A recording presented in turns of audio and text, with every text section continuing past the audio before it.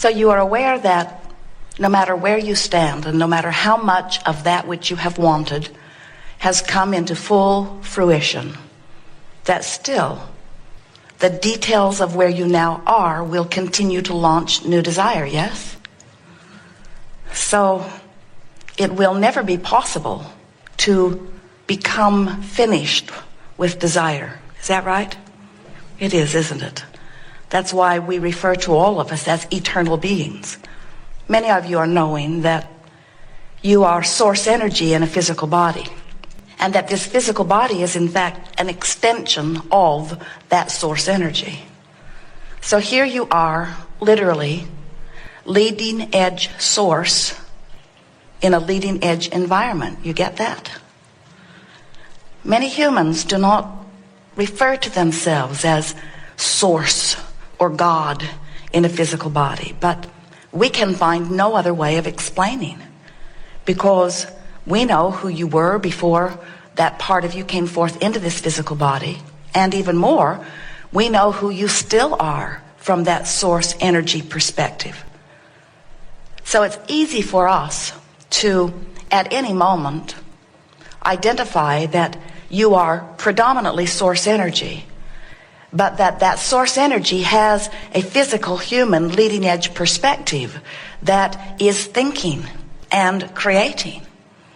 And the reason that we take the time to explain to you these two important aspects of who you are is because these two important aspects of who you are vibrationally playing off of one another all the time. In other words, from your source energy standpoint, you know your value. You feel utter worthiness. In fact, worthiness is not even a word that would be coined in the vibrational vocabulary of non-physical, because it is a non-issue. In other words, you can't not be worthy, so it isn't talked about. It's just known. Your well-being, your value, who you are, is just known by all that is and by that non-physical part of you. So if you are standing in your physical form and you are finding fault with yourself, feeling inadequate or inappropriate or not enough, you're going to feel a discord rippling through your body in the form of emotion, negative emotion, because all of your emotions are your in-the-moment indicator of the alignment with the thought you're thinking in the moment and how you really view same perspective or same thought, same situation, same condition from your broader non-physical perspective. So these 2 points of vibrational relativity are playing off one another constantly, and your emotions are the feedback of that. So did you get that?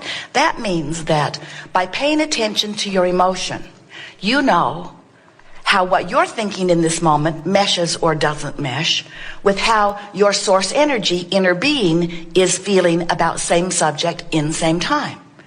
So when your grandmother looks at you and adores you, the reason that feels so good to you is because your grandmother has influenced you to a thought that is in harmony with the way source, or that broader non-physical part of you, feels about you. You're beginning to get a sense of these 2 points of vibrational relativity. Same as all guidance systems. Jerry and Esther have 4 different kinds of systems now in a variety of vehicles, navigational systems. But they all operate off the same premise, where they program their desired destination in. The system knows where they are and then calculates a route between where they are and where they say they now want to be. Magellan never says, "Where have you been? Where were you? Why didn't you get here sooner?" or "Why are you even here at all?" Magellan never says, "I told you yesterday when you asked and you didn't listen, so now you're on your own." In other words, the navigational system is really straightforward. It gives feedback about where you are in relationship to where you now want to go. And your emotional guidance system gives the same sort of feedback. But in order for you to trust it or to understand it or to be willing to listen to it, we think it might be helpful for you to understand how it is that it comes about. We want you to remember that you are confident, secure, non-physical energy, and you make the decision to come forth into this physical body. And you said, I really like the idea of coming forth on planet Earth in this leading edge time. I particularly, you said, we remember, we told you we would remind you, I particularly like the variety that is upon the planet. Because from this variety, I will be able to sift and sort and come to my own personal conclusions about what I prefer. Because you said, we said we would remind you, I am a creator going forth into a leading edge creative environment. And what could be better than variety from which I will choose? And then you said, and as things happen, which help me to know, don't like that, would like that better, don't like that, would like that better, really like that, would like more of that. As I'm choosing from this buffet, I'm not only choosing from among what is already there, but the variety that surrounds me and the others with whom I will be co-creating will inspire yet new ideas of desire that could not have been determined or concluded or desired from previous situations that are only the byproduct of this particular unfolding of life. So you said, I'll go forth and I'll let the variety inspire me to the new idea. Now this is the part that we so want you to remember. Most of you don't remember it until we tell you. As we tell you, many of you begin to feel resonance with it. So the non-physical part of you said, all right, you'll go forth into your physical body, and the larger part of who you are will remain non-physical. And a part of your perspective will be expressed into the physical, and that part, that leading edge part, sort of like the pioneer, will be out there dipping into things beyond that which has ever been dipped into before.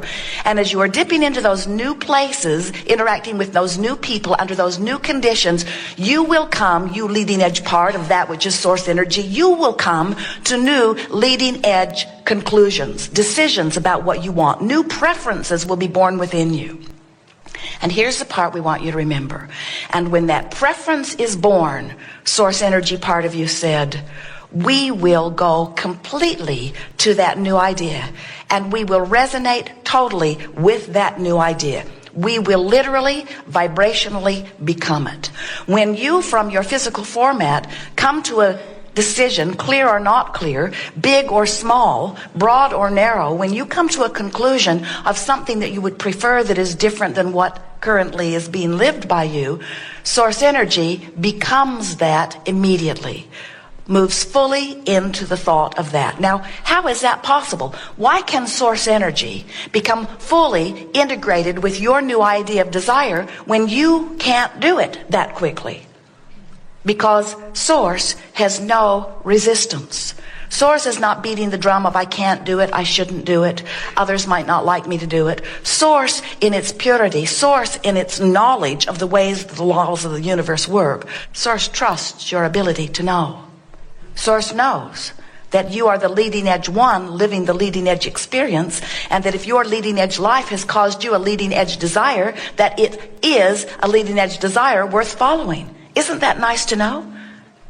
So now, what are you in your human form doing about your vibrational alignment with what you have asked for, with what you have become, with what source has joined you in? Where are you in relationship to that?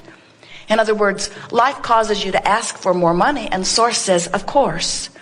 But then when you beat the drum of I don't have enough money, how come I don't have more money? I'm so uncomfortable that I don't have enough money. I've never had enough money. That person over there has more money than they should have.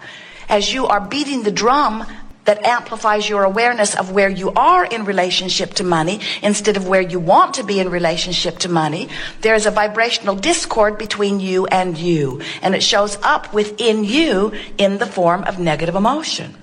When you say, I don't have enough money, you feel the discord. When you say, I would like to have more money, there's less discord. When you say, things always work out for me, there's less discord. When you say, whatever I want is flowing, there's less discord. When you say, well-being is always mine, there's no discord, and the money flows into your experience.